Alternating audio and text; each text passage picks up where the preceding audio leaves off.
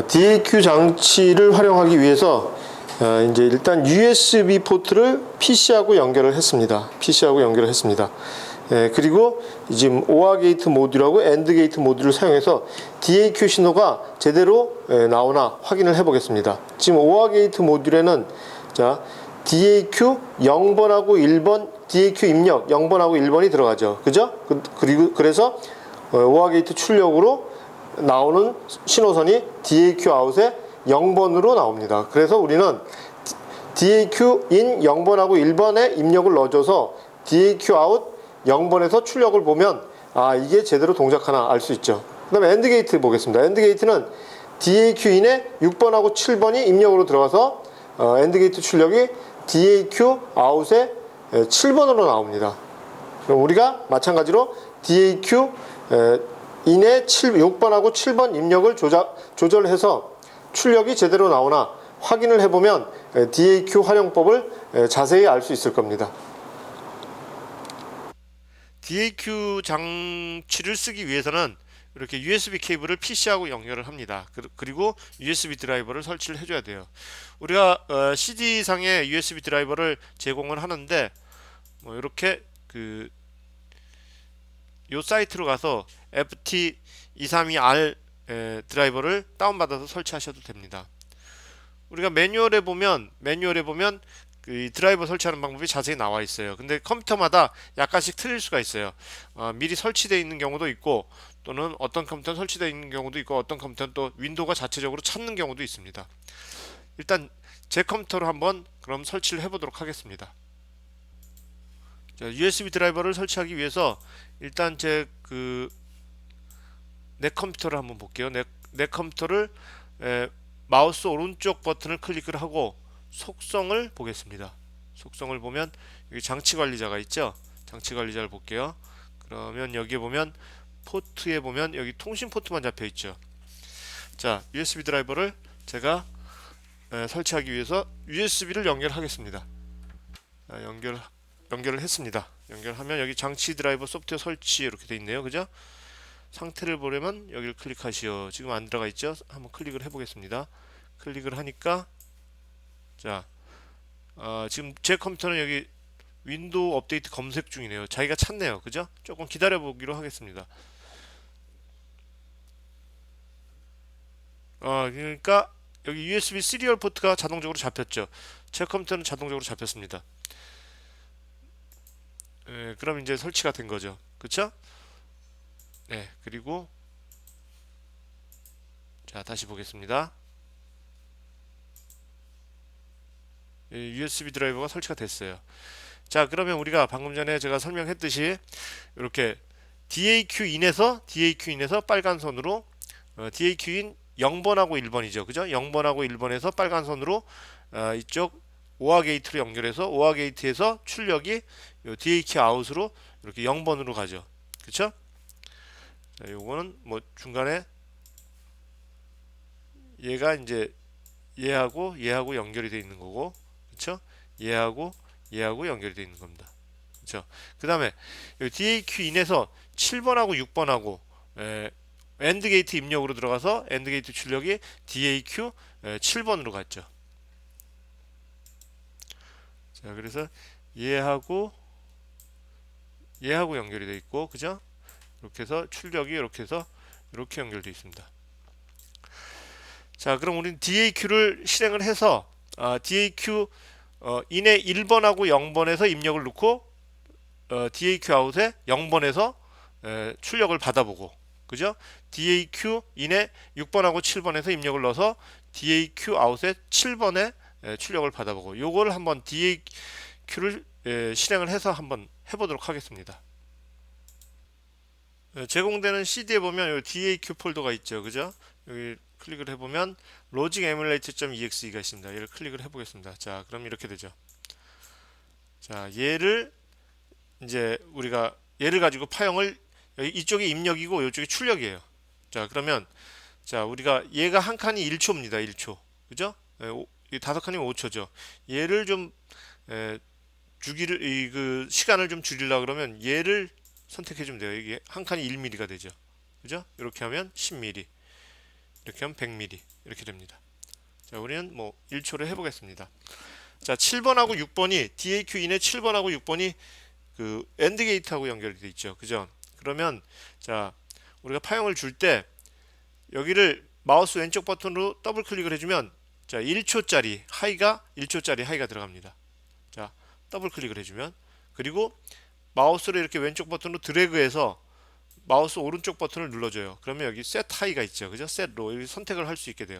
셋 하이를 선택해 보겠습니다. 이렇게 하이가 되죠. 그죠? 자, 그리고 두 칸을 한꺼번에 이렇게 잡아서 셋 하이를 만들 수도 있어요. 자, 그리고 여기에 일부를 잡아서 셋 로로 만들면 이렇게 로가 되죠. 그죠? 자, 그리고 또 이렇게 잡아서 셋 인버스 그러면 로의 반대니까 하이가 되죠. 그리고 또 클락을 만들 수 있죠. 클락을. 자, 여기서부터 여기까지 클락을 만들어 볼게요. 자, 마우스 오른쪽 버튼을 누르면 클락이 있죠. 클락을 선택을 해주면 자, 21초부터 30초까지 클락이 들어가는데 처음에 로우로 시작하고 멀티플드 바이 자, 한 칸이 하이 한 칸이 로우 이렇게 된다. 예, 그 얘기예요. 한번 실행을 해볼게요. 오케이 해주면 이렇게 되죠. 주기는 두 칸인데 한 칸이 하이 한 칸이 로우 한 칸짜리가 만들어진다 이 얘기죠. 자, 얘를 이렇게 해볼게요. 이렇게 하고 자, 좀 길게 잡아보고 클락을 선택을 했습니다. 그 다음에 얘를 두 칸으로 해볼게요. 그럼 주기가 두 배로 늘어나죠. 그죠? 네. 뭐 여기 셋 하이로 좀 잡아보겠습니다. 자, 이게 엔드 게이트 입력이죠. 엔드 게이트 출력은 어떻게 돼요? 여기로 나오죠? 자, 그 다음에 오화 게이트 입력 0번하고 1번을 넣어보겠습니다. 이제 뭐 다 설명을 했으니까 대충 제가 넣어보겠습니다. 클락, 여기는 클락으로 해보자. 오케이. 그 다음에 얘를 하이로 하고 얘를 하이로 하고 여기를 클락으로 두 배짜리로 주기로 하자. 자, 그래서 파형을 입력 파형을 대충 다 그 설정을 했어요. 설정을 하고 얘를 이제 가동시키기 위해선 먼저 커넥션 버튼을 눌러줘야 됩니다. 자, 얘를 누르겠습니다. 자, 누르면 얘가 비활성화되고 얘가 활성화되죠. 이제 커넥션이 됐다는 얘기예요. 그 다음에 이제 런 버튼을 누르죠. 이게 런 버튼이에요. 자, 얘를 실행을 해보겠습니다. 자, 얘를 눌렀어요. 자, 그러면 이제 실행이 됩니다. 1초마다 파형이 들어가고 이 엔드 게이트 입력하고 오화 게이트 입력으로 파형이 들어가고 결과가 이렇게 나오는 거죠. 자, 결과가 나옵니다. 이게 오화 게이트 출력이죠. 이게 엔드 게이트 출력이고 자, 여기까지 실행이 될 겁니다. 자, 1초에 하나씩 파형이 들어가는 거죠.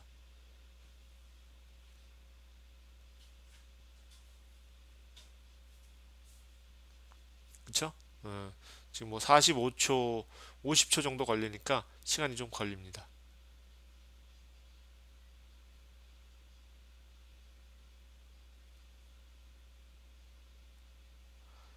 네, 지금 파형이 들어가고 있습니다. 네, 자, 50초까지 실행이 돼서 이런 파형들이 들어가서 이런 파형이 결과적으로 나왔습니다.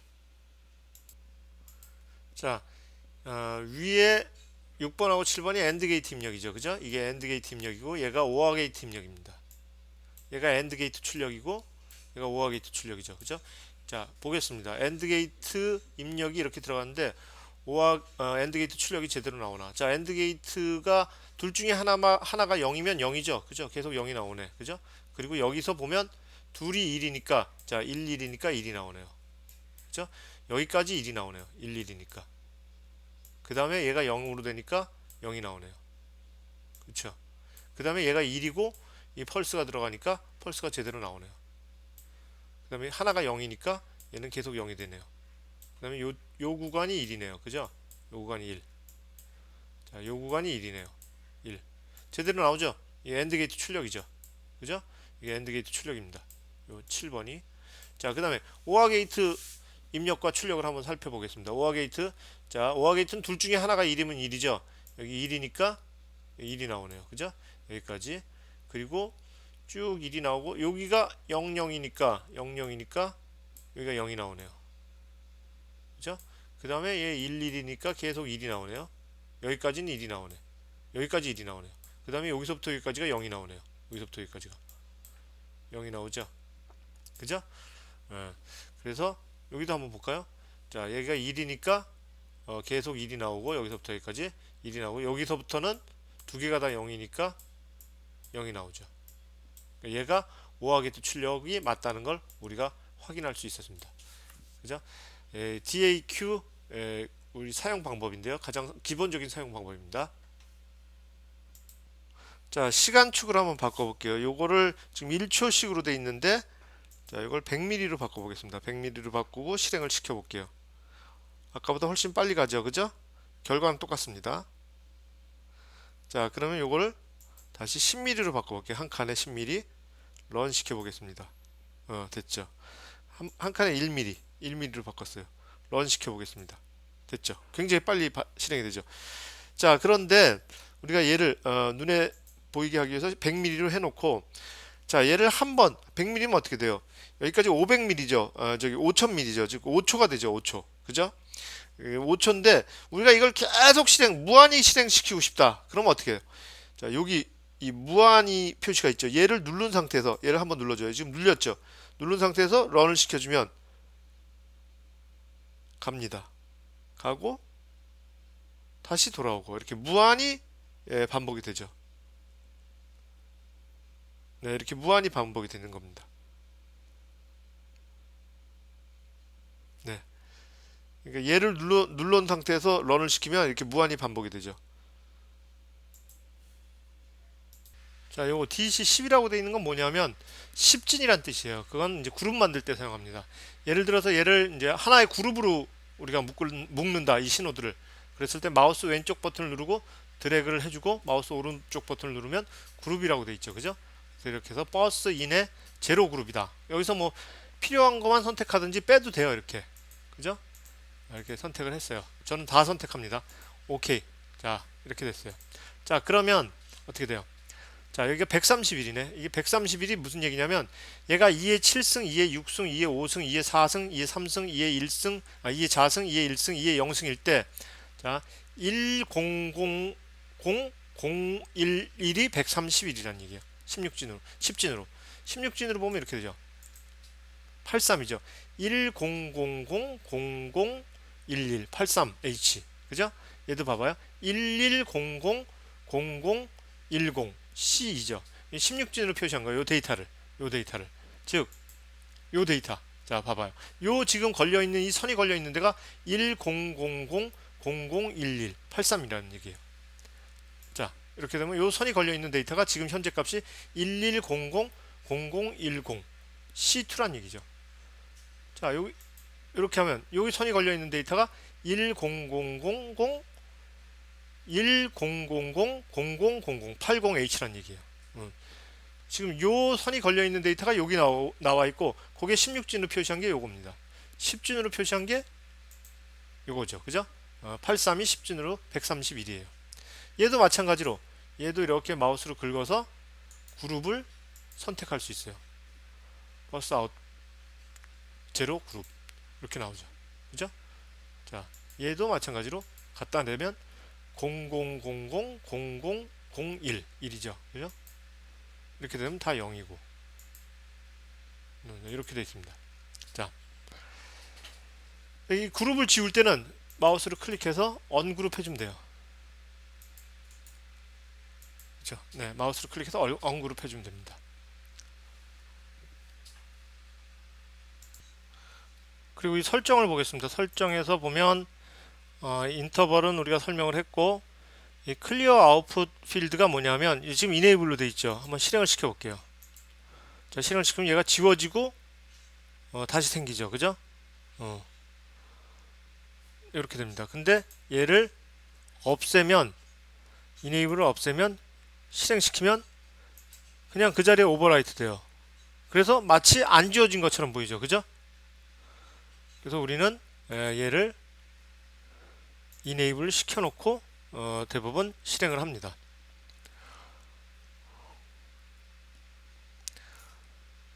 자, 그 다음에 얘는 캡처 딜레이. 이건 이제 우리 장비에서 이 파형을 얼마의 딜레이를 가지고 캡처를 할 것이냐 그거죠. 그냥 내비두시면 됩니다. 자, 그 다음에 얘는 우리가 프린트하는 거죠. 그죠? 프린트하는 거. 그리고 이제 이렇게 파형을 학생들이 다 해가지고 나왔어요. 파형이. 그죠? 입력 파형에 따라서 출력 파형이 나왔어요. 그랬을 때 이걸 레포트로 쓰는 방법이 이거죠. 예를 들어서 이름을 여기다가 정기철이다. 이렇게 하고 그 다음에 파일에서 세이브 비트맵으로 세이브를 해요. 여기서 자, 레포트 1.bmp. 자, 그러면 이렇게 레포트 1.bmp가 나오죠. 그러면 이렇게 해서 레포트를 받으면 돼요. 그쵸? 뭐 이름이 정기철이고 100ms로 인터벌로 하고 이렇게 해서 파형이 나왔다. 그래서 학생들이 이런 식으로 레포트를 제출하면 됩니다. 자, 근데 이렇게 이제 실험을 하다가 이 파형을 입력 파형을 만드는데 시간이 오래 걸렸어요. 그럼 이 파형을 저장하고 싶어요. 그럼 어떻게 하죠? 파일에서 save as. 그죠? 그래서 파형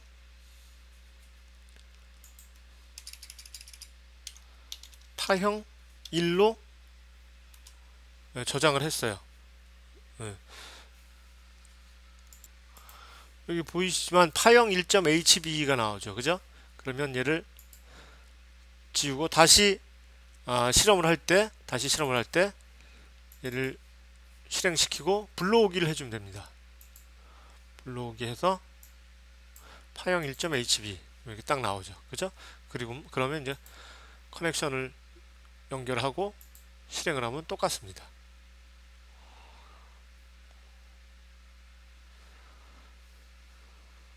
이걸 잘 이용하면 이제 선생님들께서 입력 파형을 이렇게 만들어 가지고 학생들한테 이런 출력 파형이 나오게끔 회로를 꾸며라 이렇게 하면 되죠. 그죠? 그럼 일단 선생님들이 이렇게 한번 해보시고 출력 파형이 이렇게 나오면 이렇게 나오는구나 보시고 이제 학생들한테 에디트해 보면 클리어 아웃풋 데이터, 아웃풋 데이터를 지운 상태에서 얘를 저장을 해요. 파형 2.hb. 자, 저장을 합니다. 그래서 학생들한테 파형 2.hb를 줍니다. 학생들한테. 그러면 학생들이 로직 에뮬레이터를 실행시켜서 파형 2.hb를 가지고 와요. 가지고 와서 회로를 꾸미고 이걸 실행을 시켜서 파형이 나오는 걸 레포트로 제출할 수 있습니다. 대부분 이 동영상 강좌에서 제가 지금 하고 있는 동영상 강좌에서는 출력을 다이오드나 또는 세븐 세그먼트로 주로 보고 있는데요. 이 환경이 되시면 이 DAQ 장치를 사용하면 굉장히 편리합니다.